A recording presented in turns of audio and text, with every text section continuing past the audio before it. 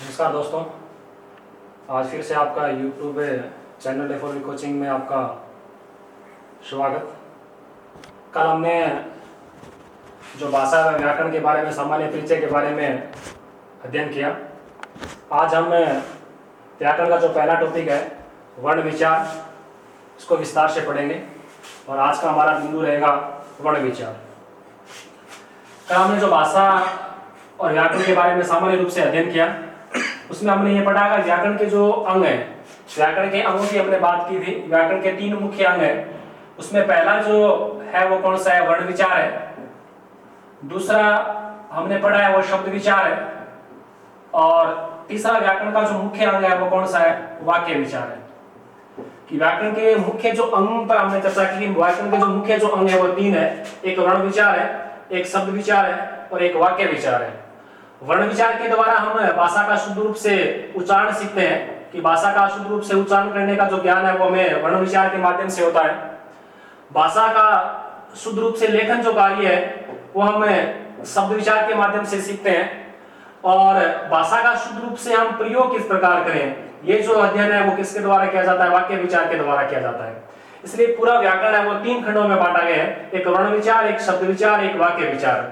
तो कल हमने उच्चारण, लेखन या प्रयोग इनके बारे में चर्चा की थी, और आज हमारा पहला जो बिंदु है वो क्या है? वर्ण विचार है। हमने सबसे पहले नाम लिखा है वर्ण। अब आपको पता होना चाहिए कि वर्ण किसे कहते हैं, वर्ण क्या चीज है, वर्ण है क्या।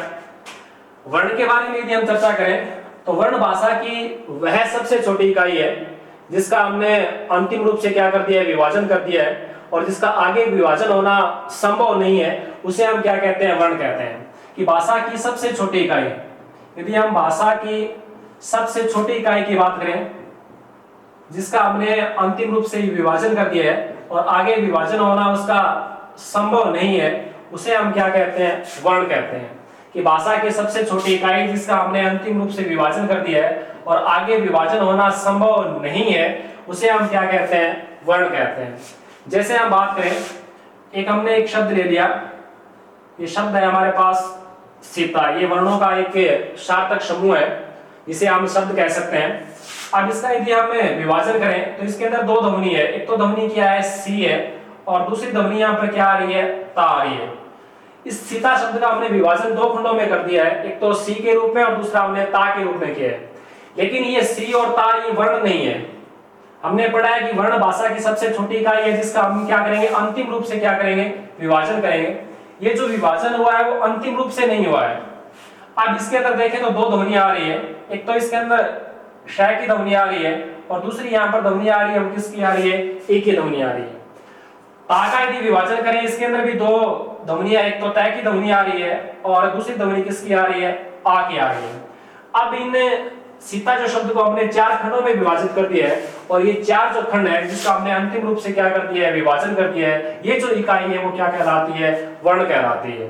तो वर्ण की परिभाषा के बारे में हम देखें तो भाषा की वह सबसे छोटी इकाई जिसका हमने अंतिम रूप से विभाजन कर दिया है और उसका आगे विभाजन होना संभव नहीं है, उसे हम क्या कहते हैं? वर्ण कहते हैं।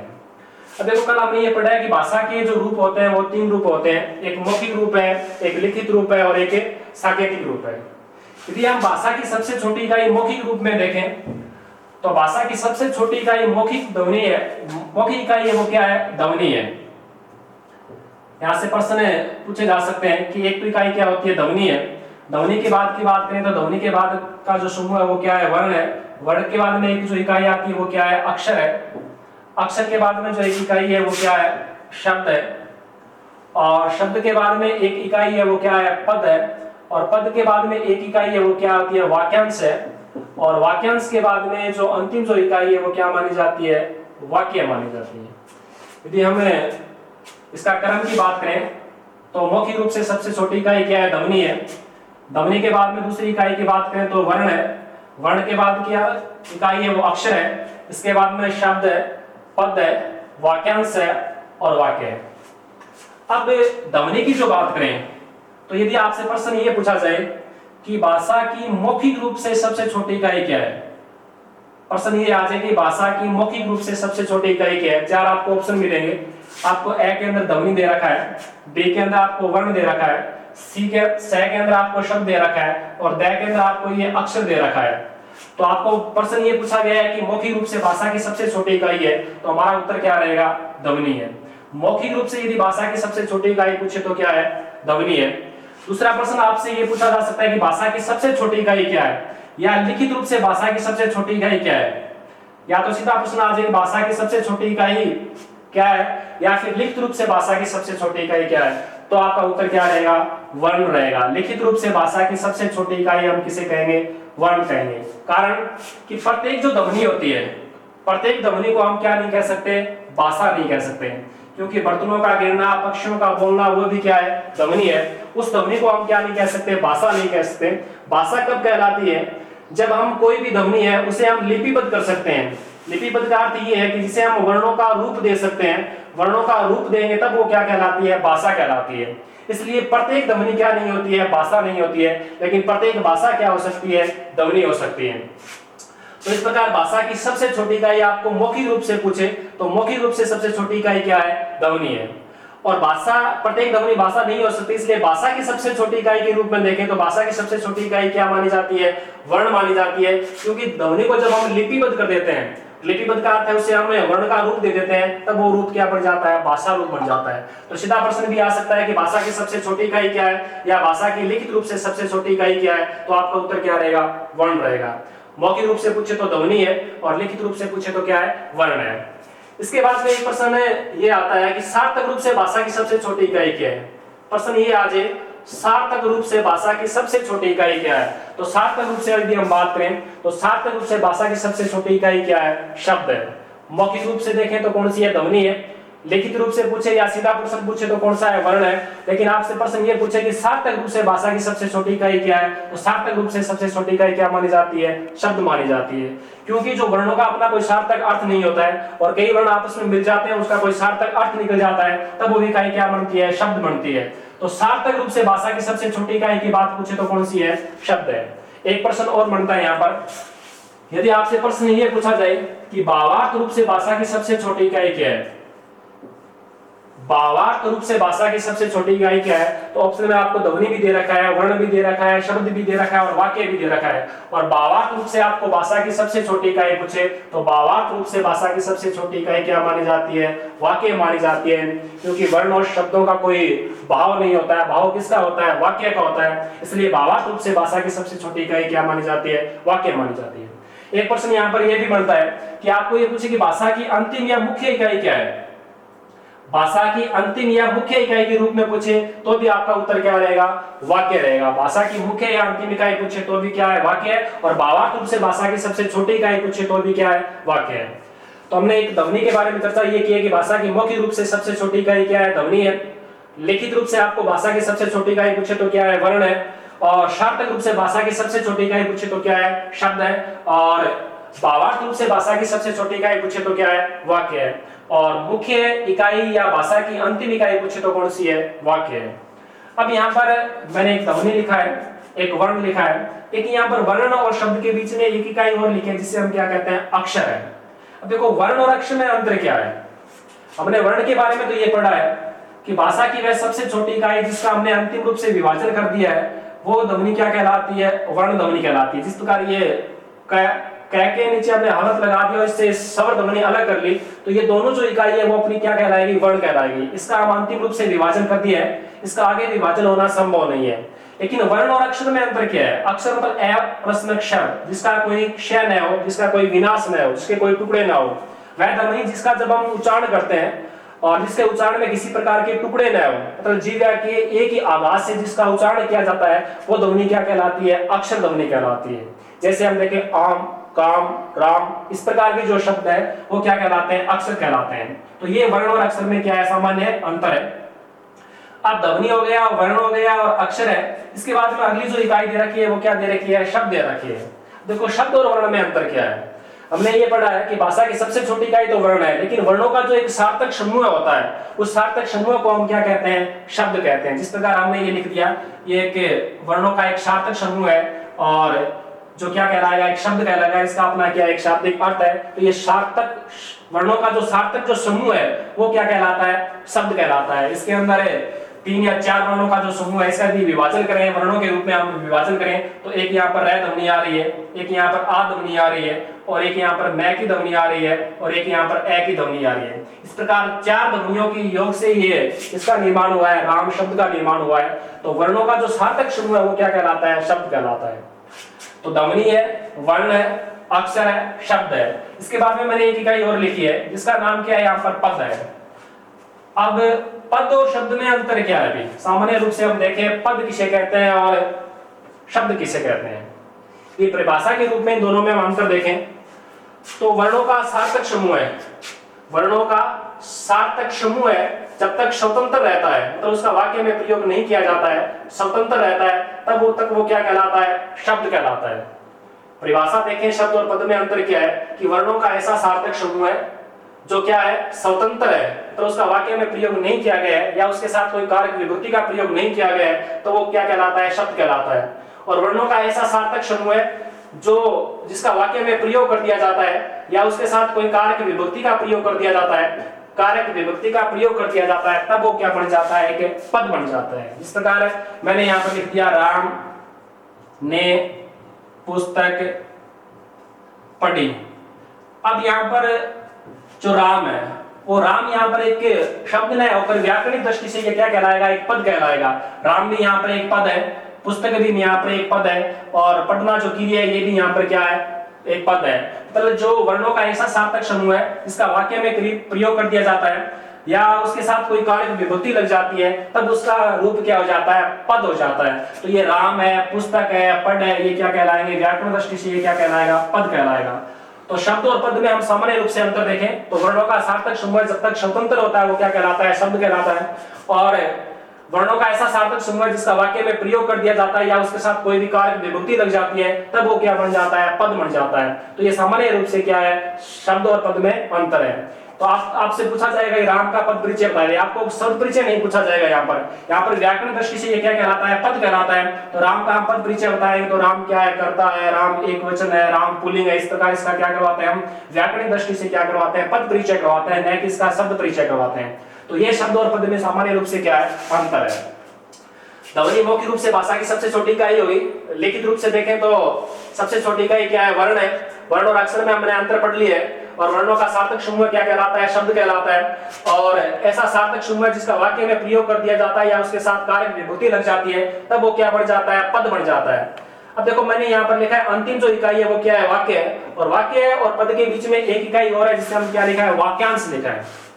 वाक्यांश, ये वाक्यांश और वाक्य में अंतर क्या है? ये भी एक पदों का समूह है और वाक्य भी क्या है? पदों का समूह है। लेकिन वाक्य क्या है? एक पूर्ण जो इकाई है, एक पदों का ऐसा समूह है जिसका एक सार्थक अर्थ हो, जो अपने आप में क्या हो? पूर्ण हो, वो तो क्या कहलाता है? वाक्य कहलाता है। और पदों का ऐसा समूह है जो अपने आप में क्या न हो? पूर्ण न हो, और एक अधूरी इकाई हो, वो क्या कहलाती है? वाक्यांश कहलाती है। तो सामान्य रूप से आज हमने ये देखा है ध्वनि भाषा की सबसे छोटी इकाई है, जिसका हमने मौखिक रूप से देखे तो भाषा की सबसे छोटी इकाई क्या है? ध्वनि है। भाषा की सबसे छोटी इकाई लिखित रूप से पूछे तो क्या है? वर्ण है। और वर्ण और अक्षर में हमने अंतर ये पढ़ लिया है कि जिसका वर्ण या वर्ण ऐसा वर्ण या वर्ण समूह है जिसका उच्चारण जीवा की एक आघात से किया जा सकता है, जिसके टुकड़े न हो, जिसके खंड न हो, उसे हम क्या कह सकते हैं? अक्षर कहते हैं। और वर्ण और अक्षरों का एक सार्थक समूह क्या कहलाता है? शब्द कहलाता है। और पद और शब्द में अंतर हमने ये पढ़ा है कि वर्णों का सार्थक समूह जिसका वाक्य में प्रयोग कर दिया जाता है या उसके साथ कोई कारक विभक्ति लग जाती है, तब वो क्या बन जाता है? पद बन जाता है। और भाषा की अंतिम या मुख्य इकाई की बात करें तो मुख्य इकाई कौन सी है? वाक्य है। और पदों का ऐसा समूह जो अपने आप में अधूरा है उसे हम क्या कहते हैं? वाक्यांश कहते हैं। ये तो हमने सामान्य रूप से ध्वनि, वर्ण, अक्षर, शब्द और पद, वाक्यांश और वाक्य के बारे में पढ़ा है। आज हमारा जो पहला टॉपिक है वर्ण विचार। वर्ण विचार के अंदर हमने वर्ण की जो परिभाषा है उसके बारे में पढ़ लिया है कि भाषा की वह सबसे छोटी इकाई जिसका हमने अंतिम रूप से क्या कर दिया है? विभाजन कर दिया है, उसे हम क्या कहते हैं? वर्ण कहते हैं। अब बात ये आती है कि वर्ण है कौन कौन से, इनकी संख्या कितनी है, इन्हें कितने भागों में बांटा गया है। तो हम वर्णों की जो बात करें, वर्णों के जो भेद हैं या वर्णों की संख्या कितनी है, तो वर्णों के यदि भेद की बात पूछे तो सामान्य सा प्रश्न आ जाता है कि वर्णों के भेद कितने होते हैं। तो वर्ण के जो भेद है वो कितने हैं? 2 है। 2 हैं कौन कौन से? 2 की बात करें, एक तो क्या है? स्वर है, ध्वनि है, और दूसरी ध्वनि क्या कहलाती है? व्यंजन ध्वनि कहलाती है। आपको ये पूछे कि वर्ण कितने प्रकार के होते हैं, तो वर्ण कितने प्रकार के होते हैं? तो वर्ण 2 प्रकार के होते हैं। दो प्रकार हैं कौन कौन से, एक तो स्वर ध्वनियां है और दूसरी कौन सी है, व्यंजन ध्वनि है। अब बात ये आती है कि स्वर किसे कहते हैं और व्यंजन किसे कहते हैं, दोनों में अंतर क्या है। तो स्वर की हम बात करें कि स्वर वह ध्वनि है जिसका उच्चारण क्या होता है, स्वतंत्र रूप से उच्चारण होता है, स्वतंत्र ध्वनि है। तो कि वह वर्ण ध्वनि जिसका जो उच्चारण है वो किसके रूप में किया जा सकता है, स्वतंत्र रूप में जिसका क्या किया जा सकता है, उच्चारण किया जा सकता है। अर्थात वह वर्ण ध्वनि जिसका उच्चारण करते समय हमें किसी प्रकार की बाधा या रुकावट न आए या किसी अन्य वर्ण की हमें सहायता न लेनी पड़े, उसे हम क्या कहते हैं, स्वर कहते हैं। और व्यंजन वह ध्वनियां है जो स्वरों की सहायता से बोली जाती है। अर्थात दोनों में अंतर यह है कि स्वर वे वर्ण ध्वनि है जिसका उच्चारण किस रूप में हो सकता है, स्वतंत्र रूप से जिसका उच्चारण किया जा सकता है। अर्थात कि ऐसी वर्ण ध्वनि जिनका उच्चारण करते समय हमें किसी अन्य वर्ण की सहायता न लेनी पड़े, उसे तो हम क्या कहते हैं, स्वर कहते हैं। और स्वरों की सहायता से उच्चारित होने वाली ध्वनियां क्या कहलाती है, व्यंजन कहलाती है। ये दोनों में परिभाषा के रूप में अंतर है, स्वर और व्यंजन। अब यदि शब्द की बात करें स्वर और व्यंजन, इसका विभाजन में करूं तो यहाँ पर उपसर्ग कौन सा है, सु है, सु प्लस में अर के योग से बना है। और व्यंजन का यदि विभाजन करूं तो यहाँ पर वी प्लस में क्या है, अंजन है। स्वर के अंदर सु उपसर्ग और अर मूल शब्द है, यहाँ पर वी उपसर्ग और अंजन मूल शब्द है। यहाँ पर भी आपको संधि पूछे तो सु प्लस में अर के योग से यहाँ पर संधि कौन सी है, यण संधि का उदाहरण है। और व्यंजन शब्द के अंदर भी संधि पूछे तो यहाँ पर भी संधि कौन सी है, यण संधि का उदाहरण है। सु प्लस में अर के योग से क्या बना है, स्वर है। यहाँ पर भी यण स्वर संधि आ गया, हम संधियों के बारे में विस्तार से पढ़ेंगे। और व्यंजन के अंदर देखें तो यहाँ पर वी प्लस में अंजन है और यहाँ पर भी संधि कौन सी है, यण संधि है। और अंजन का यदि आपको अर्थ पूछे तो अंजन का अर्थ क्या होता है, काजल होता है। क्या होता है, काजल या टीका। तो यदि आपको वर्ण के भेद पूछे जाते हैं तो वर्ण के भेद कितने हैं, दो हैं, एक तो स्वर ध्वनि और दूसरी कौन सी है, व्यंजन ध्वनि है। अब बात ये आती है कि स्वर है कितने और व्यंजन कितने हैं। यदि हम वर्णों की संख्या की बात करें, वर्णों की संख्या की बात करें तो यहाँ पर भी दो प्रश्न बनते हैं। एक तो पूछा जाता है मूल वर्णों की संख्या। यदि आपसे मूल वर्णों की संख्या पूछे जाए तो मूल वर्णों की जो संख्या वो कितनी है, 44 है। मूल वर्णों की जो संख्या वो कितनी है, 44 है। और आपको कुल वर्णों की संख्या पूछी जाए कि हिंदी के अंदर कुल वर्णों की संख्या कितनी है, और कुल वर्णों की हम बात करें तो कुल वर्णों की संख्या कितनी है, 52 है। तो ये जो मूल जो वर्ण है, मूल वर्णों की संख्या कितनी है, 44 है। और कुल जो वर्ण है वो कितने हैं, 52 है। इन मूल जो वर्णों को कितने भागों में बांटा गया है, 44 जो वर्ण है इन्हें दो भागों में बांटा गया। एक तो स्वर ध्वनि है, दूसरी कौन सी है, व्यंजन ध्वनि है। अब यदि हम स्वरों की संख्या की बात करें, आपको पूछे स्वरों की संख्या कितनी है, तो स्वरों की जो संख्या वो कितनी है, 11 है। और व्यंजनों की संख्या की बात करें तो व्यंजनों की संख्या कितनी है, 33 है। अब बात ये आती है कि 11 जो स्वर है वो 11 स्वर है कौन कौन से।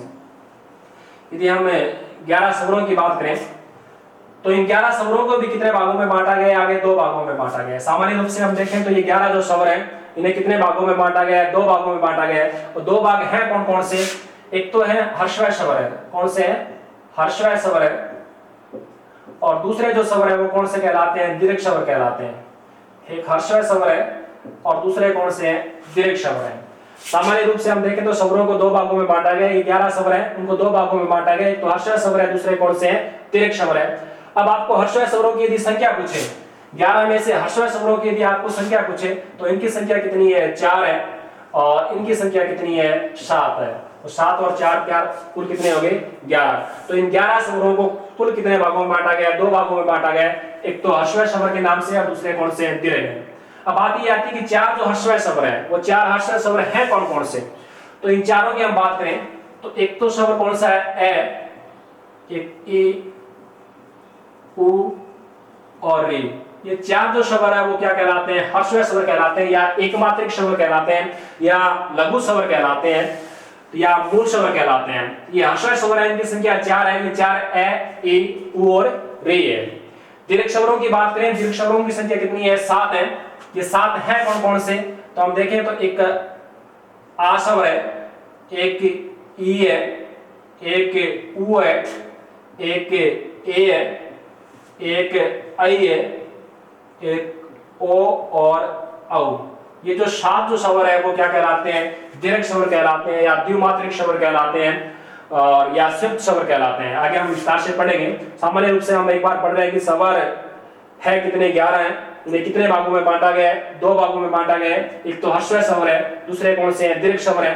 हर्षवाय स्वरों की संख्या कितनी है? 4 है। 4 है कौन कौन से? ए, ई, उ और री है। दीर्घ स्वरों की संख्या कितनी है? 7 है। 7 है कौन कौन से? आ, ई, उ, ए, ऐ और औ है।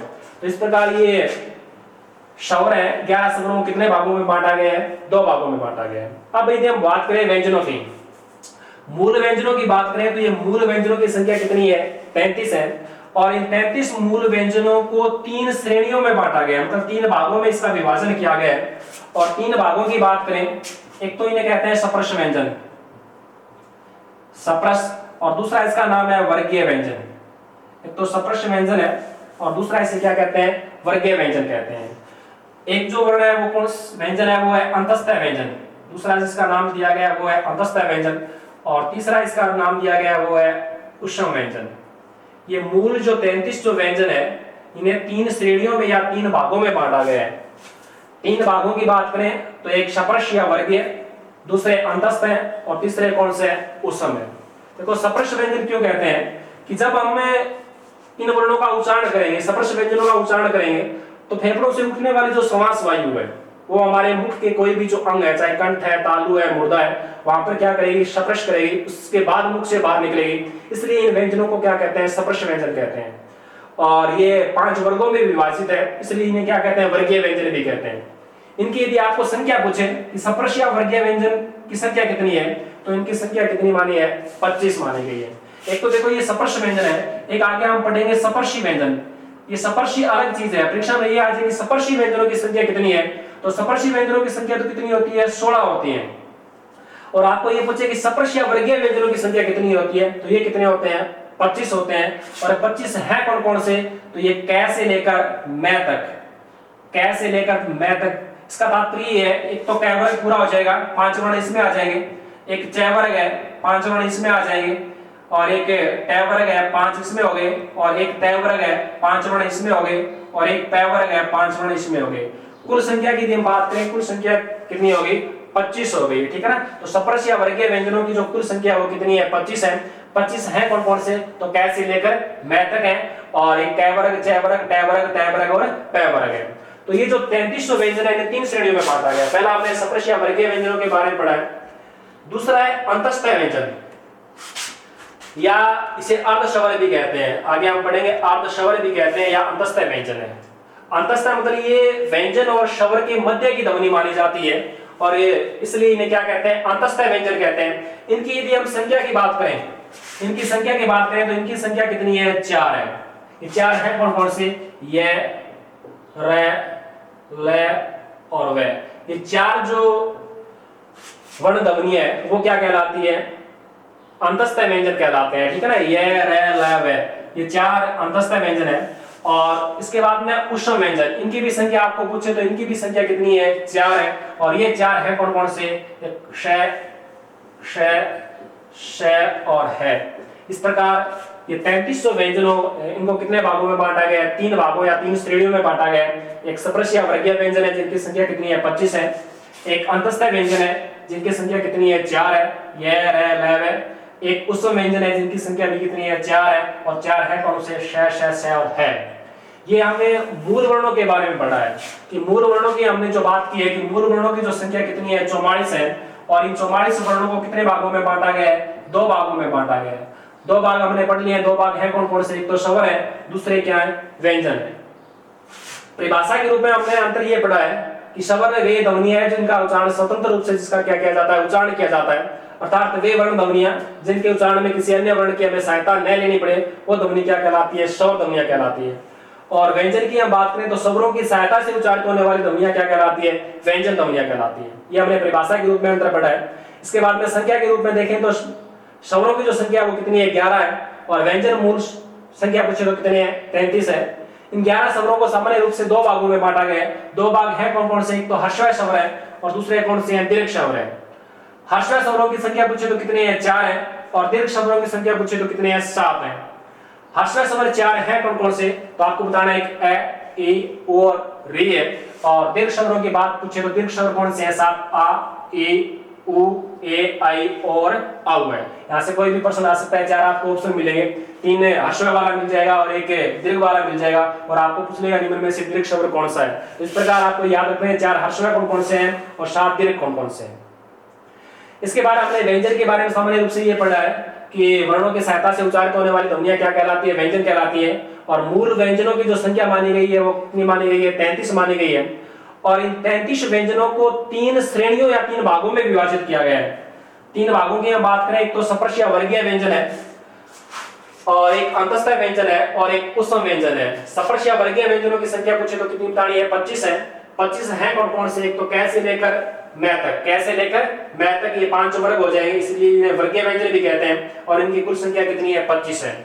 एक अंतस्थ व्यंजन, इनकी संख्या कितनी है, 4 है। और 4 है कौन कौन से, ये रे ल है, ये 4 अंतस्थ व्यंजन है। और 4 ही क्या है, उष्म व्यंजन है, श श श है। जब इनका उच्चारण करते हैं तो हवा को बहुत अधिक संघर्ष या घर्षण करना पड़ता है, और घर्षण से जो ऊष्मा उत्पन्न होती है, इसलिए इनका व्यंजनों का नाम क्या दिया गया है, उष्म व्यंजन दिया गया है। ये हमने सामान्य रूप से ये पढ़ा कि वर्ण किसे कहते हैं और वर्णों के भेद कितने हैं और इन्हें कितने भागों में बांटा गया है और इनकी कुल संख्या कितनी है या मूल संख्या कितनी है। तो हमने स्वरों का विभाजन पढ़ लिया और व्यंजनों का विभाजन सामान्य रूप से पढ़ लिया। अब हमने एक बात ये भी पढ़ी है कि स्वरों की जो मूल जो वर्ण है, उनकी मूल वर्णों की संख्या तो कितनी मानी गई है, 44 मानी गई है। मूल वर्णों की संख्या तो कितनी मानी गई है, 44 मानी गई है। लेकिन कुल वर्णों की संख्या की बात करें तो कुल वर्णों की संख्या कितनी है, 52 है। 44 के अंदर हमने ये पढ़ा है कि 11 तो ध्वनि क्या है, स्वर ध्वनि है। 11 तो क्या है, स्वर ध्वनि है। और 33 ध्वनि क्या है, व्यंजन ध्वनि है। 44 में से 11 तो स्वर है और 33 क्या है, व्यंजन है।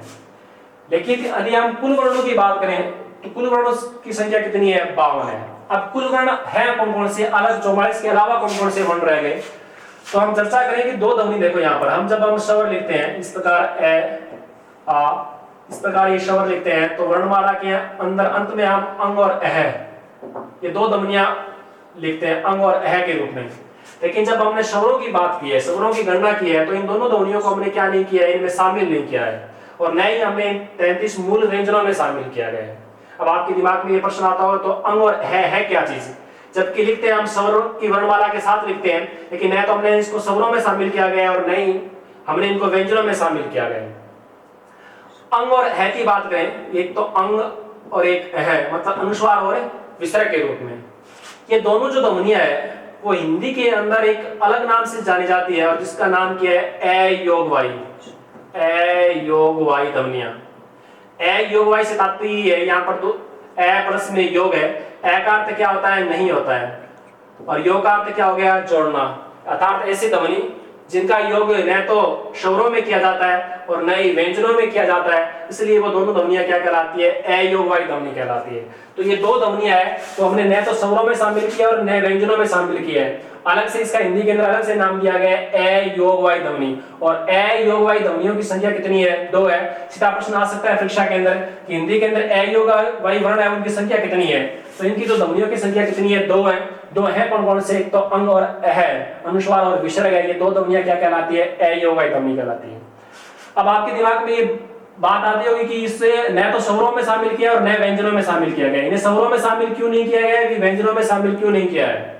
यदि हम स्वरों के बारे में बात देखें कि हमने ये पढ़ा कि स्वर वह ध्वनि है जिनका जब हम उच्चारण करते हैं और उनका उच्चारण करते समय किसी अन्य वर्ण की सहायता नहीं लेनी पड़ती है, अर्थात स्वतंत्र रूप से जिसका हम क्या कर सकते हैं, उच्चारण कर सकते हैं। लेकिन जैसे ही हम अंग और अह का उच्चारण करते हैं, अंग और है का उच्चारण करते हैं, तो यहाँ पर ए के साथ एक ध्वनि और भी आ रही है, अंग के साथ ग की ध्वनि आ रही है और अह के साथ है की ध्वनि आ रही है। तो इसलिए मूल रूप से क्या नहीं है, स्वर नहीं है। स्वर वो ध्वनि है जिनका उच्चारण करते समय हमें किसी अन्य वर्ण की सहायता न लेनी पड़े, या हम ए का उच्चारण करें तो उसके साथ किसी अन्य वर्ण की ध्वनि नहीं आए, आ का उच्चारण करें तो आ के साथ भी किसी अन्य वर्ण की ध्वनि नहीं आए, तो वो ध्वनियां तो क्या कहलाती है, स्वर ध्वनियां कहलाती है। लेकिन अंग और है का जब उच्चारण करते हैं तो यहाँ पर ए के साथ व्यंजन की ध्वनि आ रही है, यहाँ पर है ए के साथ है व्यंजन की ध्वनि आ रही है, इसलिए मूल रूप से क्या नहीं है, स्वर तो नहीं है, इसलिए इनको स्वरों में शामिल नहीं किया गया। अब आपके दिमाग में एक बात आती है कि स्वरों में शामिल तो नहीं किया गया, फिर इनको व्यंजनों में शामिल क्यों नहीं किया गया है। स्वर नहीं है तो फिर व्यंजन हो सकते हैं। व्यंजन भी नहीं है कि व्यंजनों के बारे में हमने ये पढ़ा है कि व्यंजन वो ध्वनि है जो स्वरों की सहायता से बोली जाती है, तो यहाँ पर भी स्वर आ रहा है और यहाँ पर भी क्या आ रहा है, व्यंजन आ रहा है। लेकिन हम व्यंजन की बात करें, जिस प्रकार ये ग है व्यंजन है, इसका यदि विभाजन करें तो पहले व्यंजन ध्वनि आती है और व्यंजन के बाद में यहाँ पर ध्वनि कौन सी आ रही है, स्वर ध्वनि आ रही है। लेकिन यहाँ पर पहले स्वर आ रहे हैं और उसके बाद में क्या आ रहे हैं, व्यंजन आ रहे हैं। तो ये जो अंतर है, इसलिए यहाँ पर न तो इनको स्वरों में शामिल किया जाता है और न इनको व्यंजनों में शामिल किया जाता है। इसलिए दोनों ध्वनियां क्या कहलाती है, ए योग वाई ध्वनि कहलाती है।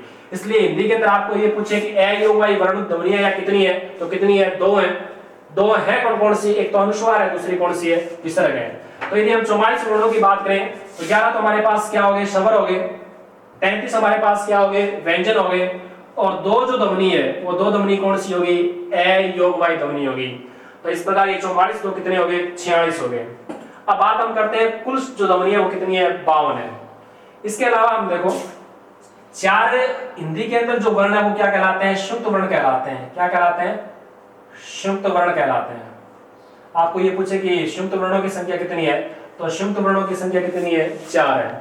हमें हिंदी की जो वर्णमाला है, वर्णमाला उसके अंदर ये पढ़ता है, तो क्या है, क्ष, एक त्र, एक जय और एक ये श्रय। ये चार जो ध्वनि है वो न तो हमने 33 मूल व्यंजनों में शामिल किए और न स्वरों में शामिल किए, ये अलग से ध्वनि है और जिसे हिंदी में किस नाम से जाना जाता है, शुद्ध वर्णों के नाम से जाना जाता है। शुद्ध से तात्पर्य ये है कि दो अलग अलग वर्ण ध्वनियों से बनी हुई कोई भी इकाई होती है उसे हम क्या कहते हैं, शुद्ध कहते हैं। तो ये क्ष, त्र, जय और श्रय ये कई वर्णों से मिलकर बने हैं, 2 या 3 वर्णों के योग से बने हैं, तब उन्हें क्या कहते हैं, शुद्ध वर्ण कहते हैं। अब प्रश्न कई बार यहाँ से ये आता है कि क्ष ध्वनि है वो किन किन वर्णों से मिलकर बनी है। तो इसके अंदर देखें हम, तो इसके अंदर एक तो क्या है, क, और दूसरी ध्वनि क्या है, श। क यहाँ पर आधा है और ये क्ष क्या है, पूरा है। क और श के योग से क्या बना, क्ष बना है। त्र के अंदर देखें तो यहाँ पर भी दो ध्वनियां है, एक तो तय और दूसरी कौन सी है, र। यहाँ पर देखो इसका उच्चारण तो हम क्या करते हैं, ग के रूप में करते हैं, लेकिन मूल रूप से उसका उच्चारण क्या होता है, जय के रूप में होता है। तो यहाँ पर एक तो जय और दूसरी वर्ण ध्वनि कौन सी है, ये है, तो जय और ये के योग से क्या है, जय बनता है। श्रय के अंदर देखें तो यहाँ पर भी दो ध्वनियां, एक तो श और दूसरी ध्वनि यहाँ पर क्या है, र। तो इस प्रकार ये चार जो शुद्ध वर्ण है, तो ये दो अलग अलग वर्णों के मेल से बने क और श ध्वनि आ रही है, तय और र आ रही है, जय और ये आ रही है, श और र आ रही है। अब इसका आगे विभाजन हम और करें तो स के नीचे यदि हंत लगाएं तो यहाँ पर एक ध्वनि क्या आएगी, ए स्वर अलग हो जाएगा, यहाँ से ए स्वर अलग हो जाएगा, यहाँ से भी ए स्वर अलग हो जाएगा और यहाँ से भी ए स्वर अलग हो जाएगा। इस प्रकार ये 3 वर्णों के योग से ये ध्वनियां बनी हुई है, इसलिए हिंदी के अंदर इन्हें क्या कहते हैं, शुद्ध वर्ण कहते हैं। तो हम कुल वर्णों की बात करें तो 11 हमारे पास ये स्वर ध्वनियां है, 33 हमारे पास मूल व्यंजन ध्वनियां हमने पढ़ी है, 2 ध्वनि हमने ए योग वाई पढ़ी है जो अंग और अनुस्वार है, ए योग वाई, और 4 जो ध्वनियां है, 4 जो वर्ण हमने कौन से पढ़े हैं, शुद्ध वर्ण पढ़े हैं। कौन से पढ़े हैं, शुद्ध वर्ण पढ़े हैं। तो हमने जो 52 की बात करें, 11 और 33 44, 46 और 4 कितने हो गए, 50 हो गए। अब 2 ध्वनि हमारे पास हो रहे हैं। 2 ध्वनियों की यदि हम बात करें तो हिंदी के अंदर 2 अलग से ग्रहण की गई ध्वनि है, एक तो ये ड और एक ये क्या है, ढ। अब ये दोनों ध्वनियां है जिसे हिंदी के अंदर किस नाम से जाना जाता है, ताड़नजात वर्ण के नाम से जाना जाता है, ताड़नजात, या इसका एक नाम और भी है, इसे क्या कहते हैं, उत्क्षिप्त वर्ण कहते हैं। क्या कहते हैं, उत्क्षिप्त वर्ण। तो 2 ध्वनियां केवल हिंदी में ग्रहण की गई तो ध्वनि है अलग से, जिसे क्या कहते हैं, ड और ढ के रूप में, जो ताड़नजात या उत्क्षिप्त वर्ण के नाम से जानी जाती है। एक तो हमें ट वर्ग के अंदर पढ़ते हैं, ट वर्ग के अंदर हम जो ड और ढ पढ़ते हैं वो अलग ध्वनि है, वो 5 वर्गों के अंदर हमने 33 के अंदर शामिल कर लिया है, ट, ये ठ, ये ड, ये ध्वनि है। और ये जो 2 ध्वनि है वो हिंदी में अलग से ग्रहण की गई है, जिसे ताड़नजात या उत्क्षिप्त ध्वनियां कहते हैं। और ये 2 ध्वनियां है और इसके साथ ये ध्वनियां, कुल ध्वनियां जो हो जाती है वो कितनी हो जाती है, 52 हो जाती है। तो 2 ध्वनियां वो कौन सी हो गई, ताड़नजात हो गई, ताड़नजात ध्वनि। तो 11 स्वर है, 33 व्यंजन है, 2 अयोगवाई ध्वनि है और 4 शुद्ध वर्ण है और 2 ध्वनि क्या है, ताड़नजात ध्वनि है। इसलिए प्रकार आपको कुल वर्णों की संख्या पूछे तो कुल वर्णों की संख्या कितनी है, 52 है। 11 स्वर, 33 व्यंजन, 2 अयोगवाई ध्वनि, 4 शुद्ध वर्ण और 2 ताड़नजात। इसके अलावा हिंदी के अंदर कुछ अलग से जो वर्ण है जो अन्य भाषा से ग्रहण किए गए हैं, जिसे हम आगत वर्ण या घृत वर्ण भी कहते हैं, उनके बारे में भी हम आज थोड़ी चर्चा करते हैं कि आगत वर्ण या घृत वर्ण। आपसे सीधा प्रश्न पूछा जा सकता है कि हिंदी के अंदर आगत वर्णों की संख्या कितनी है। आगत वर्णों की संख्या पूछे तो आगत वर्णों की संख्या कितनी है? 6। और आपको पूछे कि हिंदी के अंदर आगत व्यंजनों की संख्या कितनी है, तो आगत व्यंजनों की संख्या पूछे तो कितनी है? 5 है। आगत या घृत, इससे तात्पर्य ये है कि ये जो वर्ण है वो किसी अन्य भाषा से ग्रहण किए गए, मतलब विदेशी भाषा से कुछ वर्ण ग्रहण कर लिए गए हैं, जिन्हें हम आगत या घृत वर्ण कहते हैं। कुल संख्या पूछे तो इनकी कुल संख्या कितनी है? 6। और इनमें से 6 में से 5 क्या है? व्यंजन वर्ण है और 1 क्या है? स्वर है। अब बात करें व्यंजन वर्ण कौन से हैं और स्वर कौन सा है। तो स्वर की हम बात करें तो इसके अंदर एक जो स्वर है, ये डॉक्टर वाला जो ओ है, जो अंग्रेजी भाषा का स्वर माना जाता है, और ये जो स्वर है वो क्या कहलाता है? आगत वर्ण कहलाता है। इस स्वर का प्रयोग केवल अंग्रेजी भाषा के शब्दों में किया जाता है। जिस प्रकार हम लिखते हैं डॉक्टर, ये आ और ओ के मध्य की ध्वनि है, ये चंद्र बिंदु नहीं है, ये इस प्रकार अर्ध बिंदु का जो चिन्ह है, जिस प्रकार डॉक्टर है, कॉलेज है, इस प्रकार हम जो अंग्रेजी भाषा के जो शब्द लिखते हैं, अंग्रेजी भाषा के शब्दों में इसका क्या किया जाता है? प्रयोग किया जाता है। तो ये जो स्वर है, डॉक्टर वाला जो ओ है, ये आ और ओ के मध्य की ध्वनि है, और ये जो स्वर क्या कहलाता है? आगत वर्ण कहलाता है, मतलब विदेशी भाषा या अंग्रेजी भाषा से ग्रहण किया गया है। 5 व्यंजन है, और 5 व्यंजन है कौन कौन से? 5 व्यंजनों की बात करें, एक क, ख, ग और ज और फ, ये 5 जो वर्ण है, ये जो 5 वर्ण है, इसके नीचे इस प्रकार एक बिंदु सा लगा हुआ है, और इस बिंदु का जो नाम है, इस बिंदु का नाम क्या है? नुक्ता है। इस बिंदु को क्या कहते हैं? नुक्ता कहते हैं। और जब इस वर्णों के नीचे ये नुक्ता लग जाता है, इसका तात्पर्य ये है कि ये अरबी या फारसी भाषा के वर्ण हो गए हैं, ठीक है ना। किस भाषा के? अरबी या फारसी भाषा के वर्ण है। कि 5 हमारे क, ख, ग, ज, ये मूल वर्णों में भी शामिल है, लेकिन ये जो नुक्ता वाले जो वर्ण है, जिसके नीचे ये नुक्ता लगा हुआ है, तो ये जो वर्ण क्या कहलाते हैं? अरबी या फारसी भाषा के वर्ण कहलाते हैं। तो हिंदी के अंदर ये 5 तो ध्वनियां हैं, वो अलग से ग्रहण की गई है, और जिसे क्या कहते हैं? आगत वर्ण कहते हैं। ये अरबी या फारसी भाषा के वर्ण है, जिसके नीचे ये नुक्ता लगा होता है, और जिस शब्द के नीचे ये नुक्ता लगा रहता है उसका अर्थ भी क्या हो जाता है? परिवर्तन हो जाता है। शब्द युग्म के आधार पर देखें तो जहां पर जिस शब्द के नीचे ये नुक्ता लग जाता है उसका अर्थ क्या हो जाता है? परिवर्तन हो जाता है। यदि हम बात करें कि आपको एक तो ये दे रखा है राज, और एक ये दे रखा है राज, इसका जो उच्चारण करेंगे तो हवा को हम लिखेंगे राज और राज। ये जो राज है, इस राज का जो अर्थ तो क्या है? शासन है। शब्द युग्म के आधार पर देखें, इस राज का अर्थ क्या है? शासन है। और ये राज, राज की जो बात, इस राज का जो अर्थ क्या है? रहस्य है। तो इस प्रकार ये जय और जय, इन दोनों में अंतर है। और ये जो जय ध्वनि है वो कौन सी है? अरबी या फारसी भाषा की जो ध्वनि है, जिसके नीचे क्या लगा? ये चिन्ह लगा है, उससे हम क्या कहते हैं? नुक्ता कहते हैं, नुक्ता चिन्ह कहते हैं। तो ये 5 जो वर्ण है वो हिंदी भाषा के अंदर विदेशी वर्ण कहलाते हैं, या जो आगत वर्ण कहलाते हैं। तो इसलिए 52 जो वर्ण है, इसके अलावा भी हिंदी के अंदर 6 ध्वनियां अलग से ग्रहण की गई है। 5 तो व्यंजन वर्ण है, और एक कौन सा है? स्वर वर्ण है। इस प्रकार वर्ण विचार के रूप में हमने सामान्य रूप से ये पढ़ा है कि वर्ण किसे कहते हैं, वर्णों के भेद कितने हैं। वर्णों के भेद अपने पढ़े कि वर्णों के भेद कितने हैं? 2 है। 2 भेद हैं कौन कौन से? तो एक तो स्वर है, दूसरे कौन से हैं? व्यंजन है। स्वर और व्यंजन में अंतर क्या है? तो हमने ये पढ़ा है कि जिनका उच्चारण स्वतंत्र रूप से जिन ध्वनियों का उच्चारण किया जाता है वो क्या कहलाते हैं? स्वर ध्वनियां कहलाती है। और स्वरों की सहायता से उच्चारित होने वाली ध्वनियां क्या कहलाती है? व्यंजन ध्वनियां कहलाती है। इसके बारे में बाद में हमने पढ़ा है कि स्वर है की संख्या कितनी है, तो स्वरों की संख्या कितनी है? 11 है। 11 स्वरों को कितने भागों में बांटा गया है? तो 2 भागों में बांटा गया है। 2 भाग हैं कौन कौन से? एक तो ह्रस्व स्वर है, दूसरे कौन से हैं? दीर्घ स्वर है। इसके बाद में हमने पढ़ा ह्रस्व स्वरों की संख्या पूछे तो आपको कितनी बतानी है? 4 है। दीर्घ स्वरों की संख्या पूछे तो दीर्घ स्वरों की संख्या कितनी है? 7 है। 11 में से 4 है कौन कौन से? तो ए, ई, उ और रे, ये 4 क्या कहलाते हैं? ह्रस्व स्वर कहलाते हैं। और शेष जो स्वर है वो क्या कहलाते हैं? दीर्घ स्वर कहलाते हैं। और एक हमने ये पढ़ा है कि व्यंजन और मूल व्यंजनों की यदि आपको संख्या पूछे तो मूल व्यंजनों की संख्या कितनी है? 33 है। और इन 33 व्यंजनों को कितने श्रेणियों में बांटा गया? तो 3 श्रेणियों में बांटा गया, 3 भागों में बांटा गया। और 3 भागों की बात करें तो हमने एक पढ़ा, एक सप्रश्न व्यंजन है और एक अंतस्थ व्यंजन है, और तीसरे जो व्यंजन है वो कौन से हैं? उष्म व्यंजन है। सप्रश्न, अंतस्थ और उष्म व्यंजन। सप्रश्न व्यंजनों की संख्या पूछे तो आपको बतानी है कितनी है? 25 है। अंतस्थ व्यंजनों की संख्या पूछे तो कितने हैं? 4 है। और उष्म व्यंजनों की संख्या पूछे तो कितने हैं? 4 है। एक तो हमने पढ़ा है सप्रश व्यंजन, आगे हम पढ़ेंगे एक सप्रशी व्यंजन। आपको ये ध्यान में रखना है कि यदि परीक्षा में ये आ जाए कि सप्रशी व्यंजनों की संख्या कितनी है, तो सप्रशी व्यंजनों की संख्या कितनी पढ़ेंगे हम, 16 पढ़ेंगे। लेकिन सप्रश व्यंजनों की संख्या पूछे तो ये कितनी है, 25 है। और ये 25 है कौन कौन से, तो हमने पढ़ा है एक तो कै से लेकर मै तक, कै से लेकर मै तक जो ये वर्ण है 25 वो क्या कहलाते हैं, सप्रश व्यंजन कहलाते हैं। और ये रे ल और व, ये चार जो वर्ण है वो क्या कहलाते हैं, अंतस्थ व्यंजन कहलाते हैं। और ये श और है, ये चार जो वर्ण है वो क्या कहलाते हैं, कुसम वर्ण कहलाते हैं।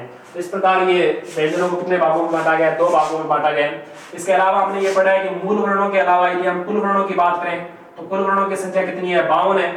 और 52 में कौन कौन से वर्ण है, तो 44 के अलावा 2 ध्वनि तो कौन सी है, ए ओ वाई ध्वनि है, जो अनुस्वार और विसर्ग के रूप में है, जिनको हमने न तो स्वरों में शामिल किया है और न ही व्यंजनों में शामिल किया है।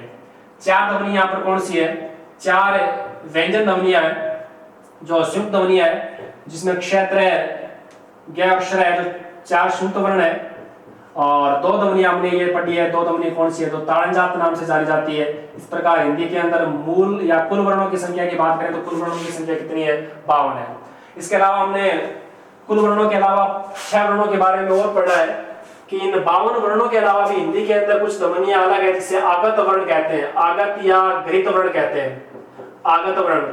और इन आगत वर्णों की यदि हम संख्या देखें, और आगत वर्णों की संख्या कितनी है, 6 है। और इन आगत वर्णों के अंदर यदि आपको व्यंजनों की संख्या पूछे तो व्यंजनों की जो संख्या है वो कितनी है, 5 है।